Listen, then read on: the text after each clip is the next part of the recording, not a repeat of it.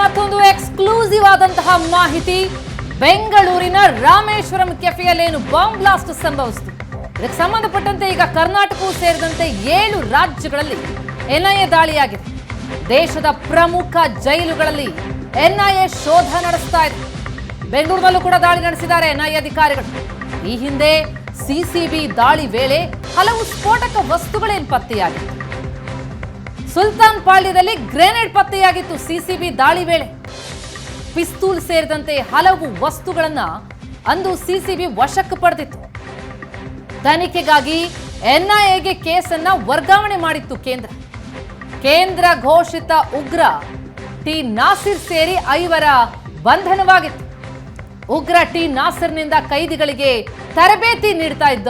ಹಲವೆಡೆ ದಾಳಿ ನಡೆಸಿದಂತಹ ಎನ್ಐಎ ಅಧಿಕಾರಿಗಳಿಗೆ ಸಾಕಷ್ಟು ವಿಚಾರಗಳು ಗೊತ್ತಾಗಿತ್ತು. ಉಗ್ರ ಟಿ ನಾಸಿರ್ ತರಬೇತಿ ಪಡೆದವರ ವಿಚಾರದಲ್ಲಿ ದಾಳಿಯಾಗಿತ್ತು. ಈಗ ರಾಮೇಶ್ವರಂ ಕೆಫೆ ಸಂಬಂಧ ಈ ಎನ್ಐಎ ಪರಿಶೀಲನೆಗೆ ಮುಂದಾಗ್ತಾ ಇದೆ.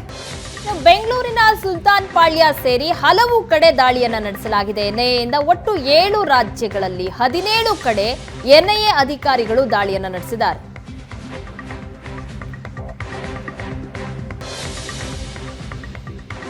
ಎನ್ಐಎ ದಾಳಿಯನ್ನ ನಡೆಸ್ತಾ ಇದೆ. ಸಾಕಷ್ಟು ವಿಚಾರಗಳ ಬಗ್ಗೆ ಬೇರೆ ಬೇರೆ ಆಂಗಲ್ಗಳಲ್ಲಿ ತನಿಖೆ ತ್ವರಿತವಾಗಿ ಆಗ್ತಾ ಇದೆ. ಆದಷ್ಟು ಬೇಗ ಈ ಉಗ್ರ ಸೆರೆ ಸಿಕ್ಲಿ, ಇನ್ನು ಮುಂದೆ ಇಂತಹ ಸ್ಫೋಟ ಪ್ರಕರಣಗಳು ನಡೀದೇ ಇರಲಿ ಅನ್ನುವಂಥದ್ದು ಪ್ರತಿಯೊಬ್ಬರ ಆಶಯ.